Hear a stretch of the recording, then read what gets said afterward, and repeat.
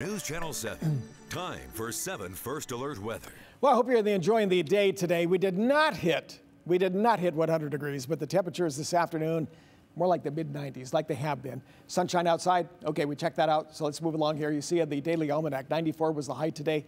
93 is the average, so we're very close. 62 the low, the average low 62. So today, after all, it's middle of July. We're pretty close to what those temperatures should be. And I'll tell you where it's really hot.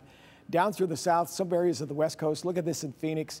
We've been following Phoenix and look at those temperatures. I guess you would expect that. But as you look at El Paso, 107, 103 at Dallas, a very high humidity. So all of the south, and now we're talking about some of this coming up to the west coast. And that's what we're talking about, all of the heat that we happen to have. So here's a look at what we're seeing tomorrow when we look at these numbers here, starting out at 9 o'clock in the morning to 11. So normally we look at the high here, and you can see we get pretty close to 100 degrees.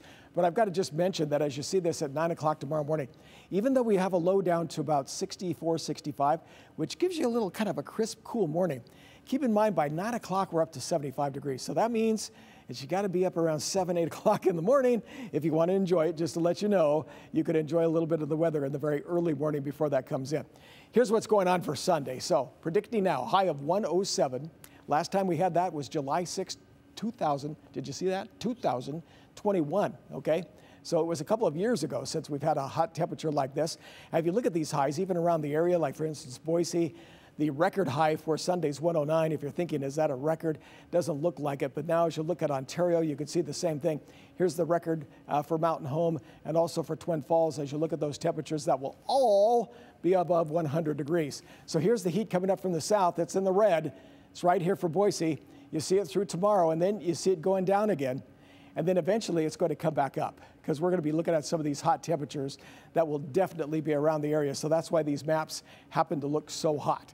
And it is because of this as well. So it's a first alert weather day. Normally we do that for storms, but we're doing it because it's going to be so hot. Just to let you know, of course, watch the elderly, the children, the pets, all of these things. It's just too extreme.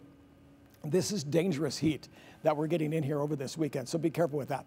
As you get into next weekend, well, you notice the first part of next week, I should say, temperatures in the lower 90s, and then, Morgan, we're back up to 100 or even above as we get more toward the end of the week. Yeah, it doesn't dip down very much, but I will say it was cool enough over the last couple of days for people to be able to wake up either in the middle of the night or stay up really late and catch a glimpse of the Aurora Borealis. Rick, have you seen these photos? There's some great shots. I've seen some of them, and even a little bit here in Boise, so it actually turned out better than people thought. Well, I remember originally we said we were going to be able to see it, and then the chances dropped.